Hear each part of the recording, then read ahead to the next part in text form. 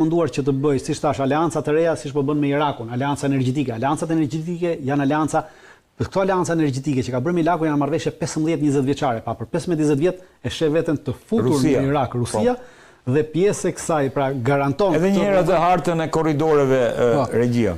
Jo të korridoreve, ato që janë gjitha korridoret e rëndësishme të Eurazisë në rastin konkret, po. E qartë. Ndërkohë, Rusi, Dritan, Iran, Indi, kemi dhe një korridor tjetër. Po, kjo është e kurrudha që është bërë, dhe Rusia ka bërë këtë e kurrudhën nga këtu deri në këtë portin e bandarit, Bandar Abbas, deri në portin e Bandar Abbasit. Nga këtu dhe është kjo rruga që dhe po është duke bërë edhe rrugën, po, Bandar Abbas është. Kjo është harta, faleminderit Regjia. Dhe vjen nga Rusia, vjen këtu, pra kalon në detin Kaspik, dhe nga deti Kaspik vjen në Iran, dhe nga Irani pastaj lidhet me Indin. Prap India, shiko, Kina ka rrugët e saj, kurse Rusia sërish duke mbajtur lidhjet midis Indis dhe Kinës, pra për të ndërhyrë, për të qenë politikisht dhe për të qenë geopolitikisht në të gjithë rajonin. E qartë. Dhe Rusia ka dhe marrëveshje ushtarake me Indin.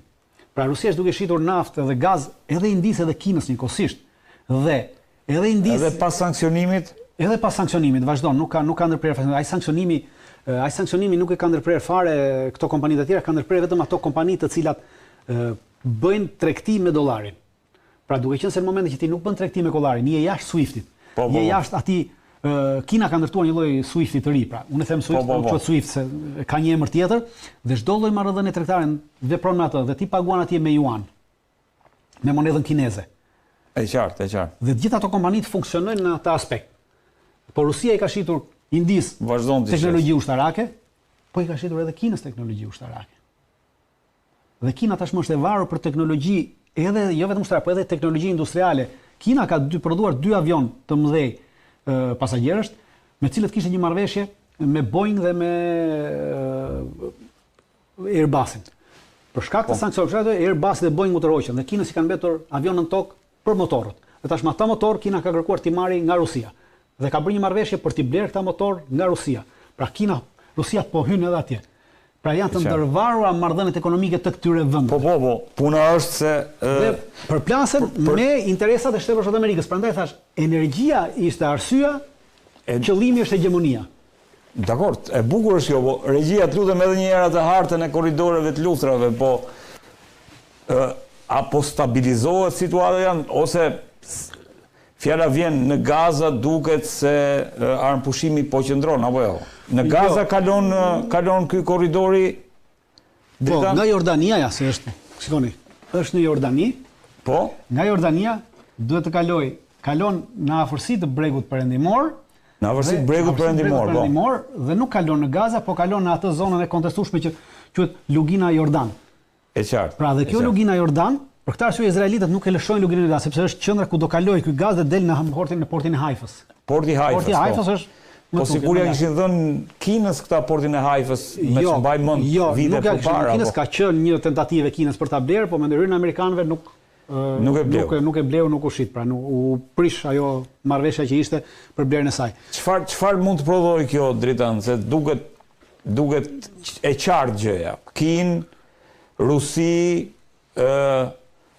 Turqi, Gjermani, UK. Duket e qartë dhe kjo aleanca tjetër, Arabi Saudite, Izrael, Qipro, e deri në Itali apo Francë. Çfarë si mendon se a do të kemi tashmë një rend të qëndrueshëm? Shiko, unë siç e thash, gjithçka do të varet nga ajo çfarë do ndodhi në Mesdhe, sepse Mesdhe është kufiri që ndan këto aleancë. Pra në Mesdhe vijnë të gjitha ato rrugët që ndajnë, sepse Evropa është kjo, pra Evropa është pjesë e Atlantikut. Ky territori këtu, pra hiq Turqinë, e cila është pjesë e Atlantikut ushtarakisht, po politikisht nuk është konsideruar ndonjëherë pjesë e Atlantikut. Është ndëruar një vend si punë e Jordanisë, Izraelit, pra një vend i lindjes mesme. Asnjë. Dhe gjitha përplasja, pra kufiri është ky këtu, në Mesdhe. Dhe në Mesdhe përplasen të gjitha. Normalisht nuk do të bëhet lufta në qendër të Evropës. për këtë punë, po do të bëhet në kufit e Europës. Në kufit e Europës, dhe kufiri është me zdheu.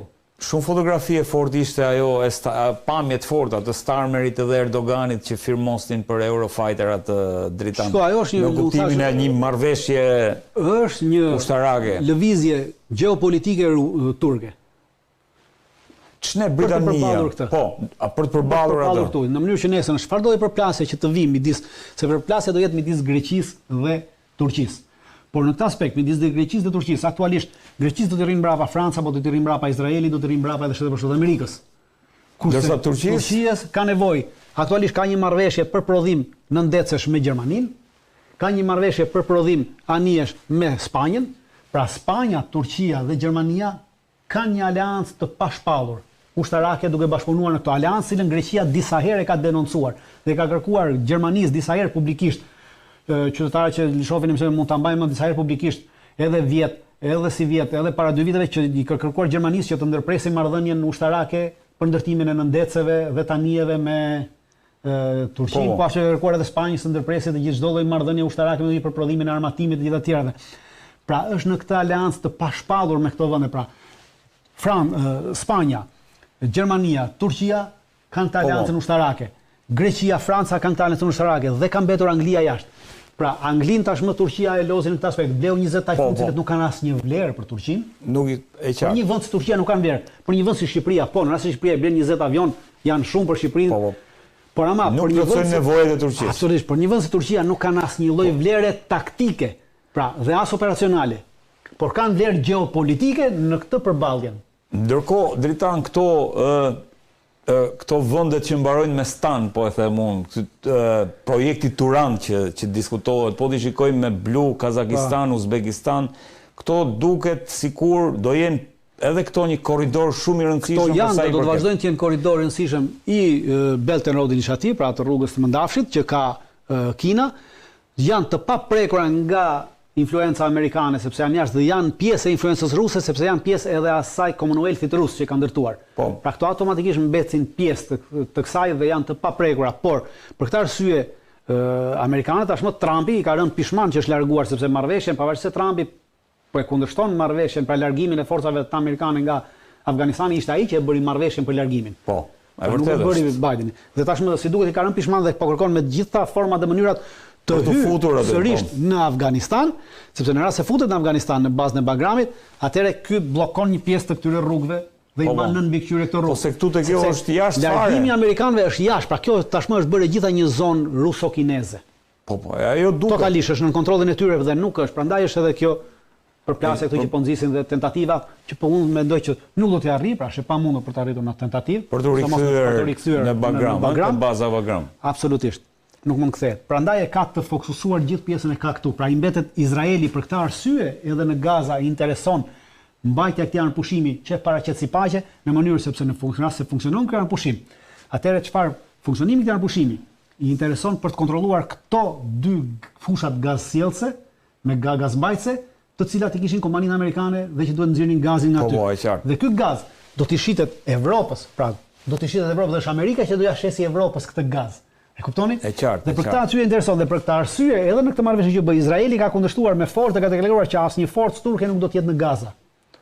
Prap lidhet prap gjithë te përplasja, pra e gjitha ka dhe edhe Gaza është pjesë e kësaj përplasje në mesdhe. Të korridoreve të luftës që quhen. Po dritan, ajo që s'kuptoj unë ose do dalim te Ukraina, po nuk kuptoj arsyen pse është lufta në Ukrainë tani se lufta në Ukrainë. Sigur Ukraina është jashtë. Pse është lufta në Ukrainë? Për arsye se duhet bërë lufta në Ukrainë dhe Shtetet Bashkuara të Amerikës është pjesë e hegemonisë, jo të zgjerimit të hegemonisë amerikane. Nuk kanë interes për zgjerim të hegemonisë. Amerikanët dhe nuk kanë për ta marrë asnjëherë Ukrainën pjesë të Evropës dhe as pjesë të tyre. S'kan për ta bërë asnjëherë Ukrainën. Do ta lënë si një territor. Ajo Ukrainë që do mbesi si një territor asnjanës, si një territor në mes Rusisë, neutral në mes Rusisë, një tampon zonë ndërmes Rusisë dhe Atlantikut, dhe forcave të Atlantikut. I duhet për ta bërë këtë, sepse prishja lufta në Ukrainë prishte të gjitha marrëdhëniet tregtare dhe ekonomike që kishte Rusia me Evropën, për arsye se Evropa po dilte jashtë hegemonisë amerikane dhe po bëhej pjesë e këtij Belt and Road Initiative. Dhe duke futur Ukrainën në luftë, automatikisht detyroi të fusi gjithë Evropën dhe tashmë kemi mbritur në një klim lufte midis Evropës dhe Rusisë, kemi mbritur në prishjen e gazsjellsve nga Rusia në terrenin e Gjermanisë, për arsye se Amerikës nuk i ka interesuar në asnjë moment që Gjermania të bëjë një nga vendet më të fuqishme ekonomike të Evropës, sepse në rast se bëhet një nga vendet më të fuqishme ekonomike të Evropës, atëherë kjo sjell pavarësi, dhe sjell pavarësi politike, gjeopolitike dhe ushtarake nga Shtetet Bashkuara të Amerikës. Pra e nxjerr Evropën vete dhe Gjermania u prish gazsjellsi Nord Stream 1, Nord Stream 2, i cili i përkiste Gjermanisë dhe Rusisë, pra Gjermania filloi rënimin ekonomik aktualisht.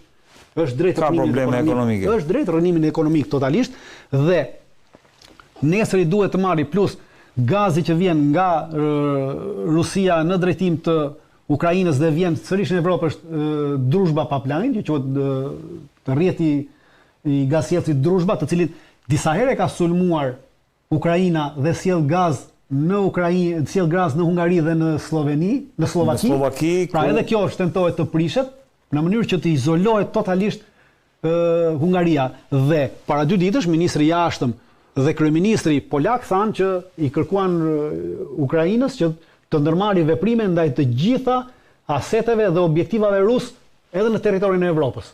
Dhe ata quajnë çfarë quajnë objektiv rus? Objektiv rus në territorin e Evropës janë objektive ekonomik, sepse janë të gjitha lidhet pra janë këto gazsjellsat që vinë në Hungari dhe në Slovaki, janë rafinerit në Bullgari, në Rumani, në Hungari, në Slovaki, rafinerit e naftës dhe të gazit që janë edhe pjesë e Lukoilit dhe pjesë e Gazpromit, që janë të sulmojnë këto. Do me thënë që të shkojmë në një ndarje totale me Rusinë. Prandaj dhe lufta në Ukrainë ishte e tillë dhe do sjelli deri në shkatërrimin e Ukrainës dhe Ukraina do mbesi një vend i vogël, dhe ai vend që do mbesi nuk do të jetë kurrë pjesë e Bashkimit Evropian, do të mbahet si zonë neutrale aty. Do të bien dakord nesër që kjo do të jetë nuk do të hyjë kurrë në NATO, pra do të plotësohet ajo pjesa e Rusisë, do të jetë zonë neutrale, por i intereson Shtetet Bashkuara të Amerikës ta shkëpusi totalisht, sepse duke futur Evropën në këtë luftë, po jo në luftë konvencionale. Pra nuk do të kemi një luftë konvencionale midis Evropës dhe Rusisë, sepse çdo luftë konvencionale midis Evropës dhe Rusisë do të thoshte futjen e Shtetit Bashkuar të Amerikës në këtë luftë, dhe futja e Shtetit Bashkuar të Amerikës në këtë luftë do thoshte që gjithë ky rrjeti që kemi diskutuar, ky nuk do të funksionojë më, dhe do të funksionojë vetëm ky. Për këtë arsye nuk hyn në këtë luftë, po thjesht është acarimi dhe mbajtja acaruese e gjendjes në gjendje lufte, në atë në një ide të një lufte të ftohtë të dytë, në mënyrë që marrëdhëniet ekonomike të ndërpriten këtu, pra Rusia mban këtu dhe Rusia nuk vjen këtu, dhe komplet kjo zonë edhe kjo pjesë e lindjes mesme janë pjesë e hegemonisë. Prandaj aktualisht amerikane dhe përplasjet janë në mesdhe, pra përplasjet do të ndosin në mesdhe dhe kjo do ndaj nesër këto vijat. Përplasja në mesdhe sjell ndarjen totalisht nesër të zonave të influencës dhe të blloqeve. Dhe ku do kalojnë blloqet dhe deri ku do jenë, dhe cila do jenë pjesë e blloqeve, kush dhe çfarë do jetë pjesë e blloqeve. Dhe mos harrojmë që pra Kina ka vepruar dhe ne shohim Shqipërinë. Pra Shqipëria që ashtu duket si një diçka jo normale, por ama ka një gjë. Shtetet Bashkuara të Amerikës kanë ndërtuar në lindjen e mesme ambasadën më të madhe e kanë në Liban. Nuk e kanë as në Arabinë Saudite, as në Jordani, as në Emirate, as në Katar, as në Izrael. Ambasadën më të madhe e kanë në Liban. E kanë në Liban për të kontrolluar në Liban, pra në Liban, pse kanë në Liban? Sepse edhe Libani ka një fushë gazsjellse e zbuluar në 2020 dhe që Libani tashmë ka filluar të nxjerrë me një kompani amerikane. Sërish dhe nxisin edhe Sirinë, edhe Izraelin që të sulmojë Libanin dhe ta ndajë Libanin, ama të mbetet qendër Amerika, dhe Amerika të kontrollojë nga Libani komplet pjesën tjetër të lindjes mesme. Kurse Kina, pra bërja këtyre ambasadave të mëdha në vende të caktuara do të thënë që ti interesin tënd zonës influencës e ke këtu. Por Shtetet Bashkuara të Amerikës nuk kanë ambasadë të madhe në Ballkan. Kanë ambasada normale. Vendi i cili ka bërë një ambasadë dhe po ndërton një ambasadë super të madhe dhe shumë pra për vendin në cilin është Kina. Kina aktualisht po ndërton ambasadën më të madhe që ka në Evropë dhe në Ballkan, po ndërton në Shqipëri. Te ish një sharaku, kushdo që është interesuar mund shkoj ta shofi, është një godinë 8 katëshe me 3 kate parkimi në tokë. Ambasada kineze. Po, ambasada e re kineze që po ndërtohet. Është ku ka qenë një sharaku. Lajm interesant. Pra, dhe shihni, pra kjo tregon, pra Kina tregon, pra kjo tregon përplasje dhe përplasje, prandaj përplasjet janë mesdheu. Po, e qartë. Sepse nuk mund të ndërtosh një ambasadë të tillë niveli në një vend si Shqipëria. S'ka një vlerë, po ka vlerë gjeostrategjike, nuk ka vlerë politike, po ka vlerë gjeostrategjike Shqipëria. Po. Për përplasjen e këtyre. Prandaj them që komplet ky mesdheu, ku përfshihet Greqia dhe ku përfshihemi edhe neve, si shpjegova për arsye të radarëve. Është përplasja në mesdhe. Road and Belt kalon edhe në Serbi, se po shikoj këtu. Është pretenduar të kalojë edhe në Serbi dhe kinezët kanë një projekt që nga porti i Pireut të dalin direkt në Bullgari, të ndërtojnë dhe dalin në Danub. Dhe nëpërmjet Danubit të dalin në Bullgari, në Serbi dhe nëpërmjet Danubit pastaj të ngrihen lart dhe shkojnë në Hungari, në Evropë të gjitha. Pra është projekti kinez për ndërtimin edhe të një hekur rrudhe, edhe e cila delet dhe një porti në brigjet e Danubit në Serbi. Pra është pjesë e kësaj dhe në këtë aspekt shihet edhe Shqipëria si portet e reja të Shqipërisë. Për këtë arsye them Kina po ndërton ambasadën më të madhe në Evropë dhe në Ballkan. Po ndërton në Shqipëri. 8 katë ambasadë mbi tokë, 3 katë në tokë. Interesant shumë. Pra gjithkush mund të shkojë ta shohë, është një sharaku. Po, Dritan. Ndërkohë se kjo na fut në shtresa që duhet kohë gjatë për të diskutuar, se në çdo segment të kësaj mund diskutohen përplasje politike, geostrategjike, geopolitike etj. Interesi është pra qëllimi është hegemonia, interesi është gjithnjë energjia në të gjitha këto vende. Pra ka të bëjmë energji, sepse ndërpritet energjia që vjen nga Rusia në drejtim të Evropës dhe Evropa është detyruar të gjejë kanale të tjera energjie. Po këto kanale të tjera energjie kalojnë gjitha nëpërmjet Shtetit Amerikës, sepse të gjitha firmat që prodhojnë këto energji, që bien këtë energji nga India, nga këto janë firma amerikane dhe nën kontrollin e hegemonisë amerikane. Pra e bën të varur, pra çështja është energjia. Pra arsyeja është energjia, qëllimi është hegemonia. Gjithnjë. Jo, krejt e qartë. Ndërkohë Dritan, është konsideruar një Çernobil fluturues Burevestnik, raketa e re apo arma e re që kanë prezantuar rusët. Çfarë do të thotë kjo, sepse sipas New York Timesit, kjo shpikje e kësaj rakete mund të destabilizojë sigurinë globale.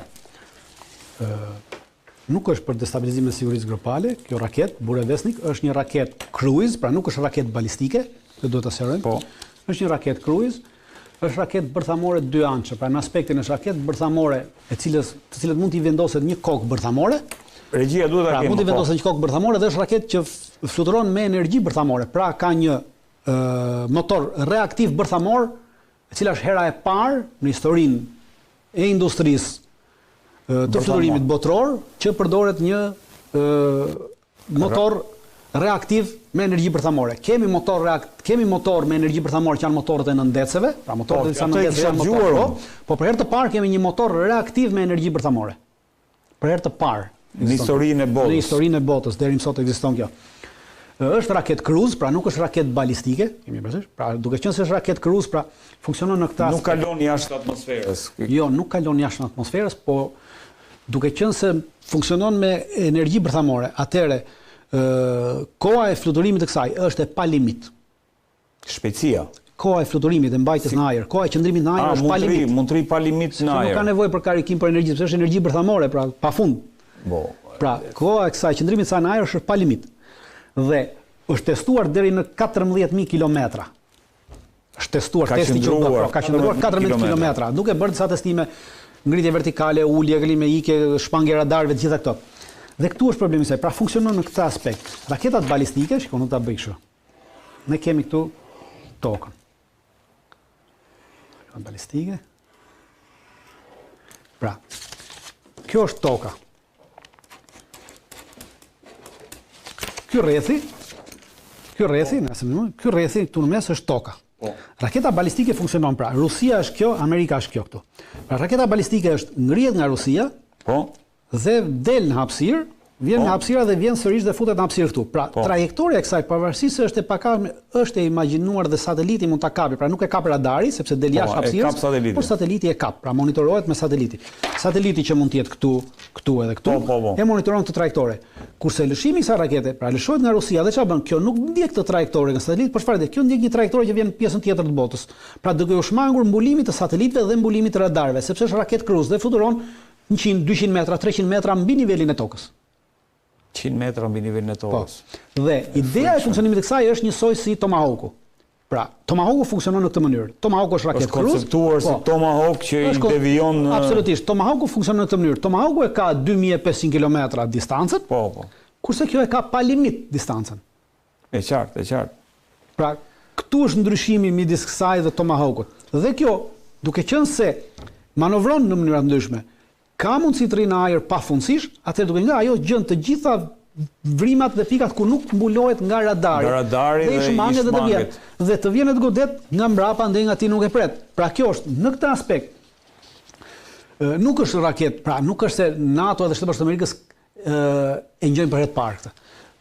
Për herë të parë deklarohet zyrtarisht. Por ama, prodhimi i kësaj rakete ka nisur prej vitit 2001.